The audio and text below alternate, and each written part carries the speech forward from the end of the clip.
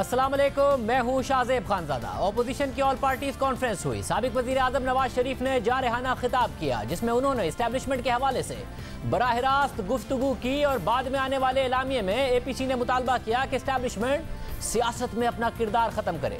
मगर ओपोजिशन की all parties conference से पहले अस्करी क़यादत की सियासी रहनुमाओं से मुलाकात की तफसीलात सामने आ गई है। इस मुलाकात में ओपोजिशन के तमाम अहम रहनुमा, खासतौर पर शहबाज शरीफ और बिलावल भुट्टो जरदारी शरीक थे और शेख रशीद भी मौजूद थे। दूसरी जानिब army chief general Qamar Javed Bajwa और DGISI lieutenant general Faiz Hamid थे। ये मुलाकात गिलगित बल्तिस्तान को सूबा बनाने पर सियासी तफाक राय के लिए थी, मगर इसमें गिलगित बल्तिस्तान के इंतखाबात, नैब और मुल्क के दीगर सियासी मामला ज़ेरे बहस आए। आला अस्करी ज़राए का दावा है कि अस्करी के इस मुलाकात में आर्मी चीफ ने कहा था कि फौज का मुल्क में किसी भी सियासी अमल से बराह रास्त या बिलवास्ता ताल्लुक नहीं। अस्करी क़यादत ने फौज को सियासी मामलात से दूर रखने पर जोर दिया। आर्मी चीफ ने कहा कि ज़रूरत पड़ने पर फौज हमेशा सिविल इंतजामिया की मदद करती रहेगी। फौज नहीं चाहती कि इंतखाबात की जिम्मेदारी ले। इलेक्शन कराना इलेक्शन कमीशन, निगरान हुकूमत और इंतजामिया का काम है। माजी में जब इंतखाबात हुए तनाज़ात उठते रहे हैं, इसलिए फौज सिक्योरिटी की जिम्मेदारी अदा करेगी, वो भी उन इलाकों में जहां इंतजामिया जरूरी समझेगी कि लॉ एंड ऑर्डर की सूरत हाल पैदा हो सकती है।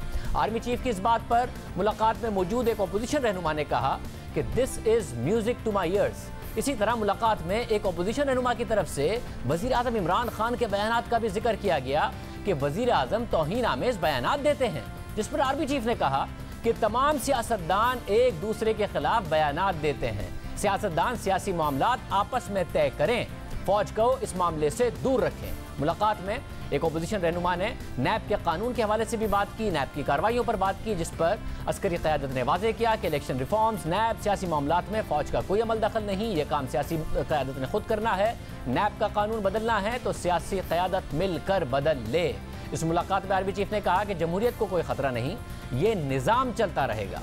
अब इस हवाले से ज़राए का कहना है कि ओपोजिशन के बाज़ रहनुमा इस बयान को गलत समझे और उन्हें लगा कि आर्मी चीफ का मतलब है कि फ़ौज हुकूमत के साथ खड़ी है और हुकूमत के चलने की बात हो रही है। इसके बाद APC का सख्त बयानिया सामने आया, नवाज शरीफ की सख्त तकरीर और एलामिया सामने आया।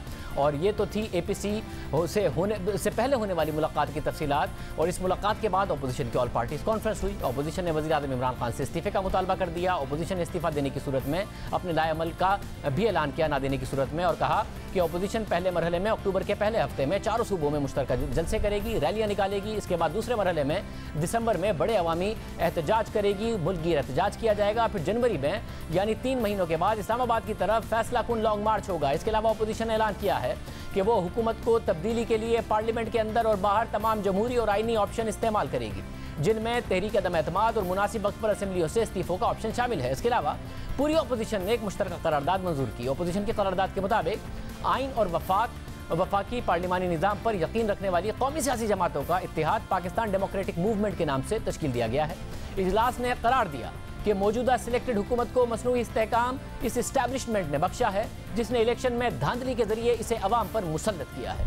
इजलास ने इस्टेब्लिशमेंट के सियासत में बढ़ते हुए अमल दखल पर गहरी तशवीश का इजहार किया और इसे मुल्क की सलामती और कौमी इदारों के लिए खतरा करार दिया। इजलास ने मुतालबा किया कि इस्टेब्लिशमेंट सियासत में हर किस्म की मुदाखलत फौरी तौर पर बंद करे। इसके अलावा अपोजिशन ने अपनी करारदाद में लिखा कि इजलास मुतालबा करता है कि मुल्क में शफाफ, आज़ादाना, गैर जानिबदाराना और शफाफ इंतखाबात का इनकाद यकीनी बनाया जाए, जिसमें मुसल्लह अफवाज और एजेंसीज का कोई अमल दखल ना हो। इस मकसद के हसूल के लिए फिलफौर इंतखाबी इस्लाहात की जाए। अपोजिशन की ऑल पार्टीज कॉन्फ्रेंस में हुकूमत का रद्द-ए-अमल भी सामने आया। वज़ीर आज़म इमरान खान ने हुकूमती और पार्टी तर्जुमानों के इजलास की भी सदारत की और इस इजलास में वज़ीर आज़म इमरान खान ने कहा कि APC के फैसले से किसी को परेशानी नहीं, APC में बैठे चेहरों और उनकी ज़ाती मकासद से कौम आगाह है। वज़ीर आज़म ने कहा कि जमहूरियत में बाकी तमाम इदारे हुकूमत के ताबे रहकर काम करते हैं, तमाम इदारे अपनी आईनी हदूद में रहकर काम कर रहे हैं। अपोजिशन की इदारों पर तनकीद गैर मंतकी और अपनी करप्शन से तवज्जो हटाने की कोशिश है। इजलास में हुकूमत ने अपोजिशन की करारदाद पर भरपूर जवाब देने का फैसला किया और इस इजलास के बाद वफाकी वज़रा असद उमर, शिबली फराज, फवाद चौधरी, शाह महमूद कुरैशी ने प्रेस कॉन्फ्रेंस की। अपोजिशन को जवाब दिया। कल से हुकूमत नवाज शरीफ के खिताब से पहले भी, उसके बाद भी मुसलसल प्रेस कॉन्फ्रेंस भी करती रही है, वैसे भी जवाब देती रही है। ये जो एक अहम मुलाकात थी APC से पहले, जो कि अस्करी क़यादत से हुई अपोजिशन रहनुमाओं की, जिसमें बिलावल भुट्टो जरदारी और शहबाज शरीफ भी मौजूद थे, साथ में शेख रशीद मौजूद थे। शेख रशीद साहब हमारे साथ भी मौजूद हैं। शेख साहब बहुत शुक्रिया शेख साहब, क्या हुआ इस मुलाकात में? जो हमने बातें बताई हैं, क्या वो दुरुस्त हैं? इसके अलावा बताइए, मंजरकशी कीजिए, क्या हुआ उसमें? सारी बातें तो आपने बता दी हैं, सिर्फ एक बात रह गई है कि फजलुर रहमान के बेटे को उन्होंने कहा कि जब असम्बली से वोट लेना हो प्रेसिडेंट का तो फिर आपके वालिद के लिए ये असम्बली हलाल होती है, और जब वो नाकाम हो जाएं तो फिर ये असम्बली हराम होती है। अगर वो सदर मुंतखब हो जाते तो फिर ये असम्बली ठीक थी, क्योंकि वो हार गए इसलिए असम्बली हराम है। उन्होंने कहा कि हमें आप किसी मसले में न लाएं, हमें किसी मसले में न लाएं, आप जाने और आपका काम जाने। नैब का चेयरमैन आपने लगाया है, इलेक्शन कमीशन आपने लगाया है, रिफॉर्म्स आपने करनी है, मामलात आपने तय करने हैं। हमें कोई सिविल हुकूमत बुलाएगी तो हम लब्बैक कहेंगे।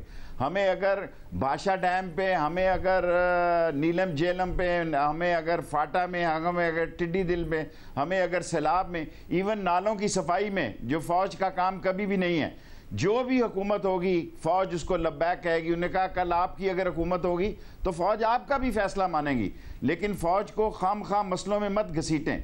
और ये याद रखें कि जमहूरियत जो है वो पाकिस्तान की ना सिर्फ ज़रूरत है बल्कि ये अशद ज़रूरत है। अगर जमहूरियत को नुकसान पहुंचा तो फिर ये बहुत दूर बात जाती है।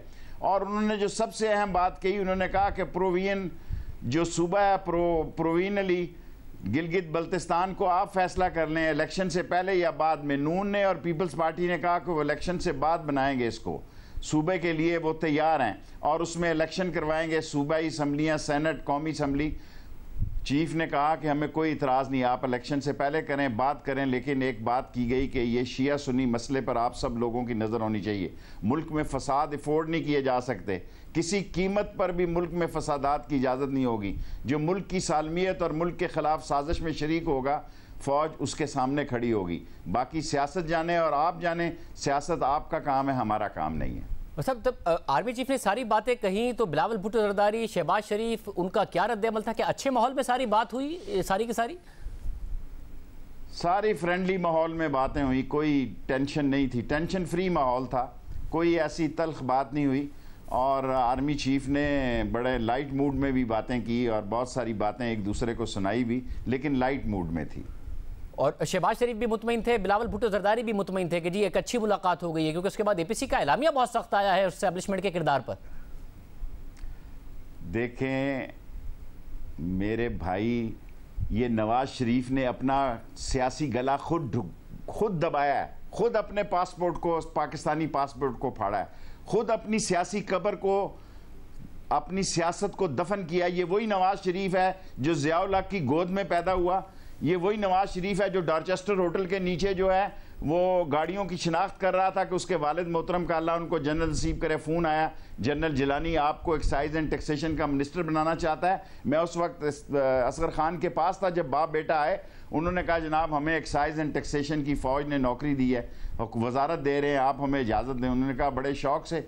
ये वही नवाज शरीफ है जिसने छुरा घोंपा जुनेजो की कमर में, पीछे से एक सिंधी प्राइम मिनिस्टर के कमर में छुरा घोंपा और खुद आके अबूरी हुकूमतें बनाई और अबूरी वज़रा बनाए। और आज क्या रेटिंग है नवाज शरीफ की जी? देखें वीडी में जो मैं प्रोग्राम कर रहा हूँ कल इंशाल्लाह शाहजेब 6-7 करोड़ होगी, 60 लाख, मैं ऑन ओथ कहता हूँ 61 लाख की सिर्फ रेटिंग है उसकी। लोग पसंद ही नहीं करते कि फ़ौज के ख़िलाफ़ कोई बात करे। फ़ौज इस मुल्क का आखिरी सहारा है, फ़ौज इस मुल्क का आखिरी जो लोगों की उम्मीद का सहारा है, जो इस मुल्क के खिलाफ साजिशें होती हैं। ISI इस मुल्क का आखिरी सहारा है, जो इस मुल्क के खिलाफ इंट्रीग्स होती हैं, जो इस मुल्क के खिलाफ जो इंटरनेशनल दबाव आ रहा है, जो अमेरिकन दबाव आ रहा है, जो इंडियन दबाव आ रहा है। ये तो उसने वो क्या था, डॉन लीग की तकरीर की है, ये उसने मोदी की और वो जंदाल की इन्फ्लुएंस एजेंट की तकरीर की है। He is a influence agent of Modi and Jindal. Whosoever is going to criticize the Pak फौज, he is criticizing my country. I'll never afford this and never forget this. Sheikh साहब माजी में शेख साहब ये देखिए ना, हुब्बुल वतनी पे सवाल। माजी में वज़ीर आज़म इमरान खान ने बहुत ज़्यादा तकारीर की हैं पाक फौज के हवाले से, एजेंसियों के किरदार के हवाले से बहुत ज़्यादा पाक फौज के खिलाफ उसने कोई बात नहीं की। शेख साहब बहुत ज़्यादा तकारीर है पाक फौज के सियासत में किरदार के हवाले से, वज़ीर आज़म की बहुत ज़्यादा तकारीर है, बहुत ज़्यादा इंटरव्यूज मौजूद हैं। फौज कह रही है कि हम सियासत में नहीं हैं, खुद फौज कह रही है कि हम सियासत के खिलाफ हैं हमें। लेकिन एक बात उन्होंने कहा, जनरल कमर बाजवा साहब ने, कल अगर आपकी हुकूमत हुई जनाब, आप भी जो कहेंगे हमें वो करना होगा, क्योंकि हम पाबंद हैं, हम एक सरकारी यूनिफॉर्म में पाबंद हैं कि जो सिविल गवर्नमेंट हमें ऑर्डर करे हम उसको लब्बैक कहें। ये आर्मी चीफ ने सबके सामने कहा और लोगों ने कहा, ये बात सुनकर बड़ी हैरानगी हुई। उन्होंने कहा हैरानगी की कोई बात नहीं है, हमें जो भी हुकूमत बरसर इक़्तिदार होगी हम उसकी कॉल पे लब्बैक कहेंगे। और शेख साहब, सैलाब हो, खा टिड्डी दिल हो, खा हो कोरोना। शेख साहब, और आपने नवाज शरीफ साहब के माजी के हवाले से बात की। नवाज शरीफ साहब का एक माजी है, इसमें कोई शक नहीं है, मगर 99 में इसी नवाज शरीफ का तख्ता भी उल्टा गया।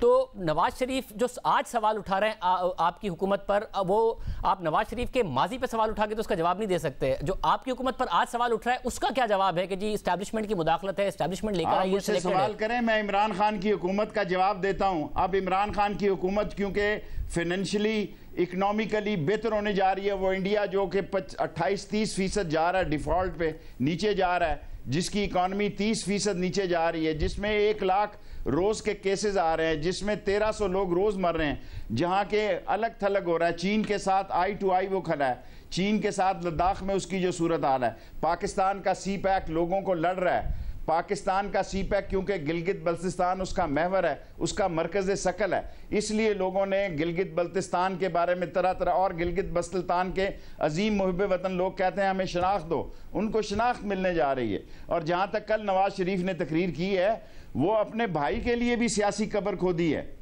नवाज शरीफ ने कल अपने भाई की कश्ती में भी पत्थर फेंके हैं।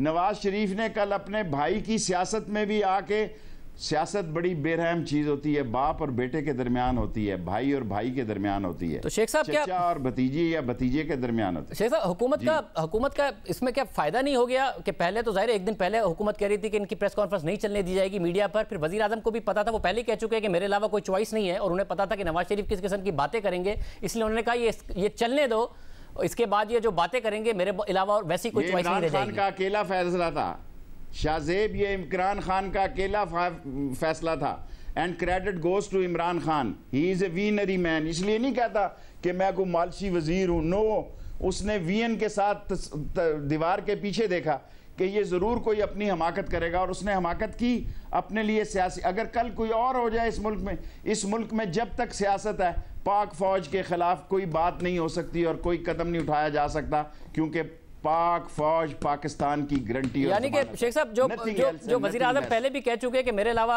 ऑप्शन क्या है, चॉइस क्या है, तो कल की तकरीर जो उन्होंने आप कह रहे विजन था, उन्होंने इसलिए दिखाई जाने दी, अब ये एस्टैब्लिश हो गया, अलावा कोई ऑप्शन नहीं। कल नवाज शरीफ ने साबित किया, एस्टैब्लिश हो गया, आई एंडोर्स यू। नवाज शरीफ ने ये साबित कर दिया, और नवाज शरीफ 1 साल तक खामोश रहे कि हमें शायद भीख मिल जाए एनआरओ की। 1 साल तक इनका ट्विटर मरियम बीबी का बंद रहा कि शायद 1 साल के अंदर इनको लंदन जाने की इजाजत मिल जाए। ये इमरान खान था जिसने स्टैंड लिया। जहां आप ये कह रहे हैं कि एक विजन था वजीर आजम का, उन्होंने तकरीर करने दी, उन्हें पता था कि किस किस्म की बातें नवाज शरीफ साहब करेंगे, अब तो एक ही चॉइस रहेगी वो इमरान खान है, मगर साथ में क्या प्रेशर भी नहीं पड़ता, क्योंकि इदारों पर का जब नाम आता है हुकूमत के साथ, तो हुकूमत पर एक प्रेशर है कि अब डिलीवर भी करें, कारकर्दगी बेहतर करें, क्योंकि इदारों का नाम साथ आ रहा है, इदारों पर नहीं सवाल उठना चाहिए। मैं आपसे पूरा इत्तेफाक करता हूं, और ये साल हमारे लिए एक मौका है कि हम डिलीवर करें महंगाई के ख़िलाफ़, बेरोज़गारी के ख़िलाफ़, और इस मुल्क में बिजली की कीमतों के ख़िलाफ़, इस मुल्क में गैस की कीमतों के ख़िलाफ़। शेख साहब, ये अब जो है पहले जलसों का सिलसिला शुरू होगा, फिर मार्च होगा, और फिर इस्तीफ़े भी हो सकते हैं, नो कॉन्फिडेंस, आपको लग रहा है कि एक प्रेशर जनवरी फरवरी तक हुकूमत पर बहुत ज़्यादा पड़ने वाला है? देखें, मैं आपको 3 चीज़ें कह चुका हूँ। धरना नहीं देंगे, अदम एतमाद कल उन्होंने डिस्कस किया, ख़ुद फजलुर रहमान ने कहा कि 5 दफ़ा हम अदम एतमाद में हार गए हैं, स्पीकर में हारे हैं, सेनेट में हारे हैं, अल्लाह आपका भला करे, फैटफ में हारे हैं, प्राइम मिनिस्टर हारे हैं, अब भी हम हार जाएंगे। 38 बंदे हमारे कम थे, 34 बाद में रह गए। किसी ने किसी को नोटिस दिया कि ये 38 आदमी या 34 आदमी क्यों कम थे? किसी ने किसी से, हाँ, मैं खुद कह चुका हूं कि 30 दिसंबर तक जनवरी में इस मुल्क की सियासत में अहम वाक़या इसलिए है कि अपोजिशन चाहेगी कि इमरान खान को सेनेट में अक्सरियत हासिल ना हो। अगर इमरान खान को सेनेट में अक्सरियत, जो कि आइन यकीनी है कि इंशाअल्लाह हासिल होगी, तो फिर ये डिबेटिंग क्लब रह जाएंगे, ये आके तकरीर किया करेंगे, चले जाएंगे। अभी तक इनका एक ही बोझ है कि सेनेट से हम पास नहीं करवा सकते, इनकी अक्सरियत है। मार्च में इमरान खान की सेनेट में अक्सरियत हो जाएगी, सो कौमी असम्बली से बिल निकलेगा, इस कमरे से उस कमरे में पास हो जाएगा। अभी तो मनी लॉन्ड्रिंग का एक बिल पास हुआ है। यानी शेख साहब, ये सड़कों पर आएंगे तो खतरा है हुकूमत के लिए बहरहाल 1 जनवरी में, आप कह रहे हैं? देखें, जमहूरियत में सड़कों पे आना, ये कैमरा खेल रहे हैं, सड़कों पे तो ये आएंगे, जलसे से करेंगे। पीपल्स पार्टी को तो जी मेरा रिकॉर्ड रख लें, वो इस्तीफा नहीं देंगे। ये संभाल लें शाहजेब कि वो सिंध की असम्बली से कभी इस्तीफा नहीं देंगे। दुनिया लाते हैं, ये फजलुर रहमान ऊपर करे, सर नीचे करे, सर नीचे करे, लाते हैं ऊपर करे फजलुर रहमान, वो सिंध की असम्बली से इस्तीफा नहीं देंगे। बहुत शुक्रिया शेख रशीद अहमद साहब हमारे साथ मौजूद थे। बहुत कॉन्फिडेंट हुकूमत ज़रूर है अपनी जगह पर। उस मुलाकात का भी अहवाल बता रहे हैं जिसमें शहबाज शरीफ साहब भी मौजूद थे। अच्छे माहौल में हुई, जो बातें हुई शेख रशीद साहब कंफर्म कर रहे हैं। शाहिद खान अब्बासी साहब हमारे साथ मौजूद होंगे, उस मुलाकात के हवाले से भी पूछेंगे। उसके बाद APC में जो हुआ उस पर भी पूछेंगे के बाद।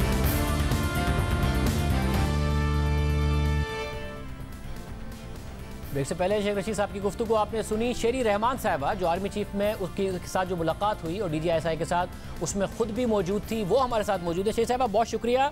शेख साहबा ज़ाहिर सख्त एलामी आया APC का, सख्त तकरीर नवाज शरीफ साहब की हुई। इस एलामिये में इस्टेब्लिशमेंट की जो मुदाखलत है उसके हवाले से बात की गई है कि वो ख़त्म हो, मगर आप लोग खुद मिले कुछ दिन पहले इस APC से, आर्मी चीफ से नैब के हवाले से भी शिकायत की। जवाब आया कि जी आप लोग सियासी जमातें हैं, खुद तरामीम कर लें। इलेक्शन के हवाले से उन्होंने कहा कि जी फौज तो नहीं चाहती किरदार अदा करे, सिक्योरिटी के लिए भी होगी वो। तो आप लोगों ने तो खुद ने जाके मुलाकात की आर्मी चीफ से और इन तमाम चीज़ों पर बात की है, नैब के हवाले से, दूसरे मामलात पर, और प्राइम मिनिस्टर की शिकायत भी की गई कि वो सख्त बयान देते हैं। अस्सलाम वालेकुम मेरे भाई, मैं आपको क्या बोलूं, हमने खुद जाके कोई मुलाकात नहीं की। हमें फोन आया कि पार्लियामेंट्री लीडर से मिलना है और कोई हसास मामला है। मैंने पूछा किस हवाले से, तो बताया गया गिलगित बल्तिस्तान, ऑब्वियसली कश्मीर, गिलगित, ठीक। तो फिर मैं और हमारी पार्टी की नुमाइंदगी थी, सब उन्होंने कहा सबकी है, ये होता रहा है माजी में भी, कश्मीर के हवाले से, GB के हवाले से, कोई भी नेशनल सिक्योरिटी का हसास मामला हो, ये सारी दुनिया में होता है। तो हमें कहा गया था GB के बहुत ही सेंसिटिव मैटर है। हमने कहा बिल्कुल ठीक है। वहाँ बात जो हुई, मैंने पूछा फिर होते होते कि देखिए ये प्राइम मिनिस्टर क्यों नहीं इसको चेयर कर रहे, वो यहाँ क्यों नहीं है, ये पार्लिमानी जमहूरी सिस्टम है, इसमें leader of the house prime minister होते हैं। और कश्मीर के हवाले से भी बड़ी तशनगी रह गई। और मैंने तो उस दिन भी बोला था, मैं ही खड़े होके बोलती हूँ कि भाई कहाँ है प्राइम मिनिस्टर, 2 घंटे हो गए, सारी मुल्क की क़ियादत तंजीमी मौजूद है और आप कश्मीर का मामला हो गया 2019 में, वो नहीं आए, वो दूसरे कमरे में बैठे थे, कमेटी रूम में बैठे थे, पार्लियामान में ये मीटिंग हो रही थी, वो नहीं आए। आर्मी चीफ ने फिर शर्मिंदा होकर ब्रीफिंग की। अब मुझे बताएं कि जाहिर बनता है कि मैं ये सवाल भी पूछूं, ठीक है ये कश्मीर के हमारे से बात हो रही है, यूनिफाइंग जो होता है किरदार, वो मुझे नजर नहीं आया। तो मैंने पूछा कि भाई आप किधर हैं, और ये बातें हुई मेरे तो आपको इस मीटिंग में जमात ने नैब की बात की, हमने कहा ये हमारे मंशूर में है। ये शेरी साहब, जब गिलगित बल्तिस्तान के हवाले से जब आपने कहा कि वजीर आजम कहाँ हैं, तो फिर क्या जवाब आया?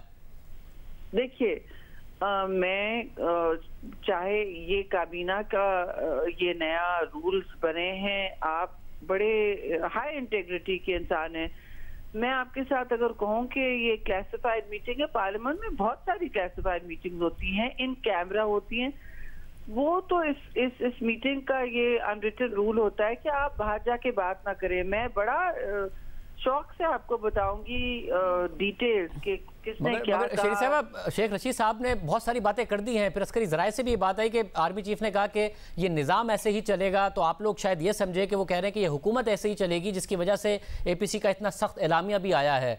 ये शेख रशीद साहब तो सारी बातें बता रहे हैं कि उन्होंने मौलाना फजलुर रहमान के बेटे से भी कहा कि बहुत सारी बातें कही कि इस पार्लिमानी निज़ाम में आप वैसे बात करते हैं, मगर सदारती उम्मीदवार भी आपके वालिद साहब थे, उन्होंने काफ़ी सारे जवाब मुख्तलिफ दूसरे उनको दिए। जब ये कहा गया कि प्राइम मिनिस्टर ऐसे बयान देते हैं, तो आर्मी चीफ ने कहा कि जी आपके सियासी मामलात हैं, आप एक दूसरे के साथ खुद हल करें। नैब के हवाले से उन्होंने कहा कि कानून साजी कर लें। ये सारी बातें अपोजिशन रहनुमाओं की तरफ से की गई।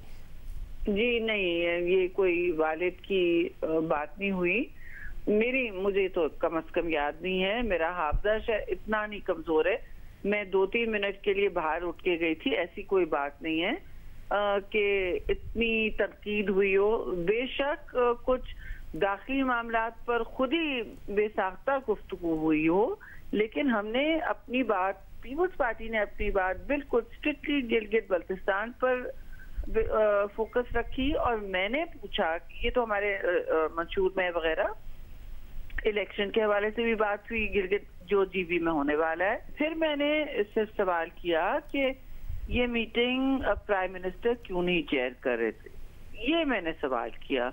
और क्योंकि कश्मीर के हवाले से भी 2019 में शाहजेब बड़े हसास मामला था, वो नहीं कर सके, तो ये सवाल तो बनता है। बाकी जो तंजीमें बात करना चाहे, नहीं बात करना चाहे, मेरा इससे सरोकार नहीं। मैं उनके लिए तर्जुमानी भी नहीं कर सकती, ना मैं उनके, शेख रशीद साहब मोहतरम होंगे, कैबिनेट में होंगे, उस वक्त उन्होंने कुछ नहीं कहा। मैं ना उनकी जबान इख्तियार करूंगी ना किसी और की। और शेख साहब, क्या ये हुआ कि आर्मी चीफ ने खुद ने कहा कि जी हम इलेक्शन में जब कोई भी मामला हो, 2013 के भी कंट्रोवर्शियल हुए, 2018 के भी कंट्रोवर्शियल हुए, हम नहीं चाहते, हम चाहते हैं कि जी फौज सिर्फ सिक्योरिटी का काम करे, वो भी उस जगह जहां पर इंतजामिया बुलाए सेंसिटिव एरियाज में, जिसके जवाब में बिलावल भुट्टो ने भी कहा कि it is music to my ears. ये हुआ? He said it is music to my ears कि गिलगित बल्तिस्तान में फ्री एंड फेयर मुनसिफाना इलेक्शन हो। ये गिलगित बल्तिस्तान के स्टेटस की बात पर उन्होंने जवाब दिया। उन्होंने कहा कि जी हम चाहते हैं कि उसका प्रोविजनल, जो शेख रशीद ने प्रोविंशियल स्टेटस दिया, वो कतन हम नहीं बात कर रहे, वो बिल्कुल गलत है। प्रोविजनल प्रोविंशियल स्टेटस एक बिल्कुल अलग चीज है, क्योंकि इसमें एजेके की और हमारे पूरे मौक़िफ़ की नफी ना होनी चाहिए। हम सिर्फ प्रोविजनल स्टेटस दे सकते हैं, उसके लिए भी दो तिहाई हमें दोनों लेजिस्लेटिव कमेटी और काउंसिल और अपने पार्लियामान में 2/3 मेजॉरिटी चाहिए होगी। साहब, एपीसी से 3-4 दिन पहले ये मुलाकात होती है और उसको सीक्रेट क्यों रखा गया, बताया नहीं जाना चाहिए था? क्योंकि एपीसी के एलामिया में आप इस्टेब्लिशमेंट के किरदार पर, सियासत में किरदार पर, मुदाखलत पर बहुत ज़्यादा सवालात उठा रहे हैं। मेरे भाई आप बहुत अच्छे जर्नलिस्ट हैं, मैं इतना जरूर कहूंगी कि इसका कोई लिंक नहीं था, या कम से कम हमारी नजर में लिंक नहीं था, क्योंकि जीबी ये हसास मामला है और आए दिन हिंदुस्तान के इस पर हमले होते हैं, रोज बयानिए की जंग चल रही है कि हम जीबी को, तो ये जीबी की मीटिंग जो हफ्ता पहले हुई और एपीसी में जो गुफ्तो शनीद हुई और दूसरी हर किस्म की पार्टी ने अपने अपने व्यूज दिए हैं, जो इस तरह के मजमुई अलायंस में होते हैं, इससे मेरी नजर में कोई लिंक नहीं है। आई कुड बी रॉन्ग, मैं अक्ले कुल नहीं हूँ, लेकिन मैं आपको जरूर कहूंगी कि वो हमारी तरफ से वो गिलगित बल्तिस्तान की मीटिंग थी। ना हमने कोई नैब की बात की, न अपनी कोई जात की बात की, हमने गिलगित बल्तिस्तान में फ्री एंड फेयर इलेक्शंस की चेयरमैन बिलावल ने बात की and sir music to my ears exactly कि वहाँ फ्री एंड फेयर इलेक्शन हो और वहाँ उनके हुकूक का में इजाफा हो, क्योंकि ये सिर्फ हमारे मंशूर में है। और क्या सियासी मामलात पर बात हुई कुछ? ना हमारी पार्टी की तरफ से ना कोई सियासी, खुद आर्मी चीफ ने की? जी, मैं क्लासिफाइड या इन कैमरा मीटिंग्स में शेख रशीद साहब को जो भी अथॉरिटी होगी नहीं करती। आप मुझसे कल बुलाएंगे, आर्मी चीफ ने कहा कि आप लोग पार्लिमानी डेमोक्रेसी को मुस्तहकम करें, वो उन्होंने जरूर कहा। मेरा हक नहीं बनता है कि मैं किसी भी इन कैमरा मीटिंग में दूसरों की बात करूं। ये नई रविश इस पीटीआई हुकूमत में तो आपको बुलाते हैं कि जी हम लॉ मिनिस्टर या बेचारे वो तो नहीं कहते, दूसरे हम आपसे बात करें, फिर वो अगले दिन वो चलाते हैं हेडलाइन बड़ी मिर्च मसाला डाल के। तो मैं ये इस तरह की सियासत की बिल्कुल रवादार नहीं हूँ, ना इसमें बहस करूंगी। आपका बिल्कुल हक है और आप सही जर्नलिज्म कर रहे हैं कि आप सवाल पूछ रहे हैं। और ये अच्छे नोट पर ही मुलाकात रही और अच्छे नोट पर ही खत्म हुई? नहीं, देखिए अच्छे नोट की बात ही नहीं है। अच्छा नोट जीबी के पर मीटिंग हो रही है और मेरा बिल्कुल सवाल था कि ये प्राइम मिनिस्टर हाउस में क्यों नहीं हो रही है या प्राइम मिनिस्टर पार्लिमानी कमेटी रूम में क्यों नहीं कर रहे हैं। ये कहाँ है? पार्लिमानी जमहूरियत का महवर जो होता है वो लीडर ऑफ द हाउस होता है, और वो अगर मुस्तकिल तौर पर एब्सेंट हो या अपने आप को इस पूरे निजाम से ऊपर समझे या बाला समझे, कानून निजाम हर चीज से, तो फिर कैसे चलेगा? ये सवाल बनता था और ये सवाल मैंने किया। बस मैं इतना कह सकती हूँ। बहुत शुक्रिया। श्री रहमान साहब हमारे साथ मौजूद थी और हम नून लीग का मौक़िफ़ मालूम करेंगे। साबिक़ वज़ीर आज़म शाहिद खान अब्बासी साहब हमारे साथ मौजूद होंगे इस मीटिंग के हवाले से भी, आगे क्या होगा इस हवाले से भी एक ब्रेक के बाद।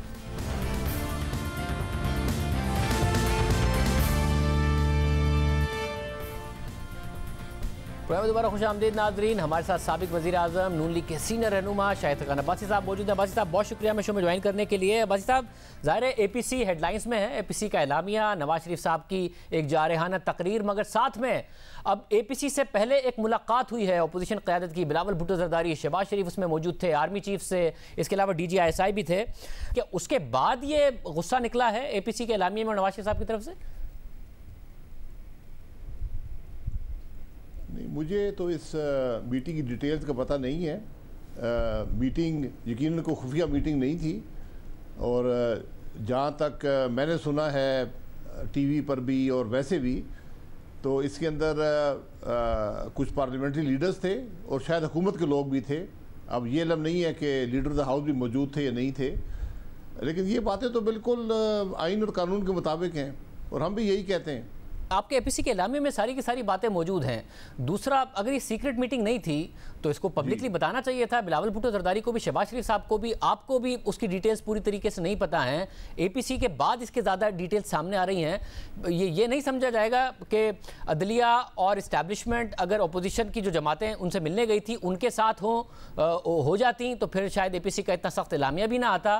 तो अगर अपने साथ नहीं होती हैं तो फिर वो बुरी हो जाती हैं। इसका ये मकसद नहीं समझा जाएगा, उसको खुफिया रखा गया। देखिए, जहाँ तक मेरी इंफॉर्मेशन है, ये मीटिंग खुफिया नहीं थी। इस मीटिंग या अपोजिशन की या पार्लिमानी लीडर्स की ख्वाहिश पर नहीं थी। ये शायद गिलगित बल्तिस्तान के मामलात पर मीटिंग बुलाई गई थी और इसका APC से कोई ताल्लुक़ नहीं था। APC तो एक वसी सोच है जो अपोजिशन की है कि आज हमारे मुल्क की जो मुश्किलात हैं उनकी वजह क्या है, उनका हल क्या है और हमने मुल्क के मसाइल और अवाम की तकलीफ़ को दूर करने के लिए हमने क्या रोल अदा करना है, ये सारी बात है। सब मगर एक हिस्ट्री है। देखें, जब charter of democracy Nawaz Sharif साहब ने और मोहतरमा बेनज़ीर भुट्टो साहिबा ने साइन किया, उसके एक साल बाद मोहतरमा बेनज़ीर भुट्टो साहिबा डील कर रही थी उसी परवेज़ मुशर्रफ के साथ और नवाज शरीफ साहब ने कहा कि चार्टर ऑफ डेमोक्रेसी तो इस NRO के साथ दफन हो गया है। फिर मेमो केस में जो साबिक़ वज़ीर आज़म नवाज शरीफ हैं उनका किरदार सामने आया।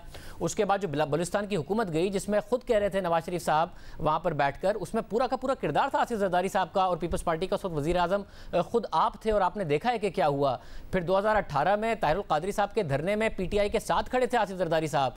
तो ये सारे के सारे मामलात तो नज़र आया है हमें कि आप मिलते हैं और उसके बाद कोई एक पार्टी कोशिश करती है कि डील हो जाए एस्टैब्लिशमेंट के साथ। जी शाहजेब भाई, देखें बात यही है, हमने इसीलिए जो एलामिया है उसमें एक ट्रुथ कमीशन का भी जिक्र कर दिया है कि ये तमाम चीज़ें तारीख की नज़र कर दें, इनके हक़ाइक़ डॉक्यूमेंट कर दें इनसे, ताकि पाकिस्तान के अवाम भी जाने कि हमारे मुल्क में क्या होता रहा है, उसकी हकीकत क्या है, जो भी इश्यूज़ हुए उनकी हकीकत क्या है, चाहे वो बलूचिस्तान का इलेक्शन हो या सेनेट का इलेक्शन हो। ये सब चीज़ें अब तारीख के सुपुर्द हैं। हम तो आज की हकीकत में रहते हैं। आज अपोजिशन इकट्ठी बैठी है, जरदारी साहब के ख़िलाफ़ हमने इलेक्शन भी लड़े हैं, हमारे इख्तलाफात भी रहे हैं, तल्ख बातें भी हुई हैं, लेकिन आज हम एक बड़े मकसद के लिए पूरी अपोजिशन मुत्तहिद है इस बात के लिए कि मौजूदा जो हालात हैं वो पाकिस्तान के लिए मौजू नहीं है।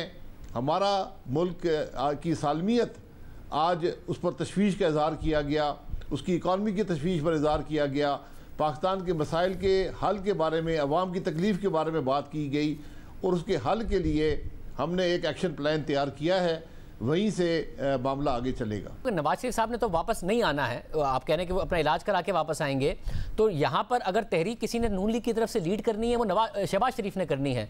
शहबाज शरीफ साहब की तो कल तकरीर भी हुकूमत के खिलाफ थी, नवाज शरीफ साहब की तकरीर थी जो कि एक पाकिस्तान के जो स्ट्रक्चर इशूज़ हैं जो आप कहते हैं उस हवाले से एड्रेस कर रहे थे। तो शहबाज शरीफ बयानी पर यकीन नहीं रखते तो तहरीक कैसे आगे बढ़ाएंगे? देखिए, आज ना किसी एक जमात का बयानिया है, आज अपोजिशन का बयानिया है, और वो बड़ा वाज़ेह है। जो जहाँ तक मामला है कि कौन लीड करेगा, ये भी उसका भी तयन कर दिया गया है कि बामी मुशावरत से लीड होगी और सबको उसी बयानिए पर चलना पड़ेगा। आज बात जो नवाज शरीफ साहब ने की, उन्होंने इस्टेब्लिशमेंट के ख़िलाफ़ बात इस तरह नहीं की कि हम इस्टेब्लिशमेंट से जान छुड़ाना चाहते हैं। उन्होंने बताया कि जो सोच है, जो सोच रही है, अपने तजर्बात बयान किए, अपना जो हुकूमत जैसे चली है उसको बयान किया, जो आज मुश्किलात हैं वो कैसे पैदा हुई उसको बयान किया, जो इंटरफियरेंस हुकूमत में रही है उसको बयान किया, और मुस्तकबिल का बताया कि अगर हम यही काम करते रहे, आज ये सब मॉडल फेल हो गए। आज ज़रूरत है कि हम आइन को फोकियत दें, हम पाकिस्तान के अवाम की राय का एहतराम करें, ये इब्तदा होगी पाकिस्तान की तरक्की की। ये सारी बात है। जहाँ तक अपोजिशन का ताल्लुक है, उसका एक ही बयानिया होगा और बड़ा वाज़ेह है कि हमने हसूल इक़्तिदार की जंग नहीं लड़नी, हमने पाकिस्तान के अवाम की तकलीफ़ दूर करने और पाकिस्तान के मसाइल को हल करने की जंग लड़नी है। अब भाई साहब, सोच की अक्कासी अफराद ही करते हैं ना, और हम कोई 10 या 15 साल के दौरानिए की नहीं बात कर रहे हैं, पिछले 2 से 3 साल की नवाज शरीफ साहब ने बात की है। उस 2-3 सालों में ख़ास तौर से जो जिस सोच की बात वो कर रहे हैं वही अफराद मौजूद हैं, तो फिर वो अफराद ही की बात कर रहे हैं जो उस सोच की अक्कासी करते हैं। सर, अफराद आज अक्कासी करते हैं ना, ये सोच तो 47 से रही है। हमने बहुत से मॉडल अपनाए, बहुत से एक्सपेरिमेंट किए, वो सब फेल हो गए। और उसकी दलील ये है कि आज जहाँ पाकिस्तान की मईशत खड़ी है, आप उसको मुवाजना कर लें इसी इलाके के दूसरे ममालिक से, हम पीछे रह गए। इस हकीकत को हमें तस्लीम करना होगा, उसकी वजूहात ढूंढनी होंगी। नवाज शरीफ साहब ने अपने तजर्बे से उन वजूहात की निशानदेही कर दी है। अगर हमें उससे इख्तलाफ है तो ये सब बातें बैठ कर तय हो सकती हैं, लेकिन 2 हक़ाइक़ जो हैं वो प्रिंसिपल हैं, वो ये हैं कि अवाम की राय का एहतराम होना चाहिए और मुल्क आइन और कानून के मुताबिक चलना चाहिए। मैं नहीं समझता कोई शख्स भी इससे इख्तलाफ पाकिस्तान में करता है। शहबाज शरीफ साहब भी नहीं करते उनकी तकरीर से इख्तलाफ। वो हमेशा चाहते हैं कि इदारों के साथ एक दरवाज़ा खुला रहे बातचीत का। उन्हें नहीं लग रहा कि कल की तकरीर के बाद कोई दरवाजे सारे बंद हो गए? शहबाज शरीफ साहब इस जमात का हिस्सा हैं, इस जमात के सदर हैं और इसी जमात को उन्होंने लीड करना है, तो ये बात उनको भी बड़ी क्लियर है। वो भी इस बात को जानते हैं कि आज जो हुकूमत भी है, ये जो एक्सपेरिमेंट भी इसको कहें, जो इलेक्शन में हुआ उसने आज पाकिस्तान को ये हालात दिए हैं। तो हम इस चीज़ को आगे लेकर नहीं चल सकते। ये एक फेल्ड निज़ाम है, एक फेल्ड एक्सपेरिमेंट है। तो अब सिर्फ तरीका एक ही है कि अवाम की राय का एहतराम हो और आइन और कानून की बालादस्ती हो। मगर शहबाज शरीफ साहब भी, मैं आपको यकीन दिलाता हूँ, 150% इससे एग्री करते हैं। मगर पाकिस्तान की तारीख में हुकूमतें जिस तरह गई हैं, या वज़रा आज़म या तो अदालती फ़ैसलों की सूरत में गए हैं, या फिर फ़ौज की मुदाखलत की सूरत में गए हैं, या फिर इन हाउस चेंज की सूरत में गए हैं। वो तीनों ऑप्शन तो आपके पास नहीं है कि अदालत से कोई फ़ैसला आ जाए इमरान खान साहब के ख़िलाफ़, या फ़ौज मुदाखलत कर दे उनके ख़िलाफ़, या फिर इन हाउस चेंज। तो आपकी अक्सरियत होती है, तब भी आप पार्लियामेंट में कुछ नहीं कर पाते, तो कैसे हटाएंगे इन्हें?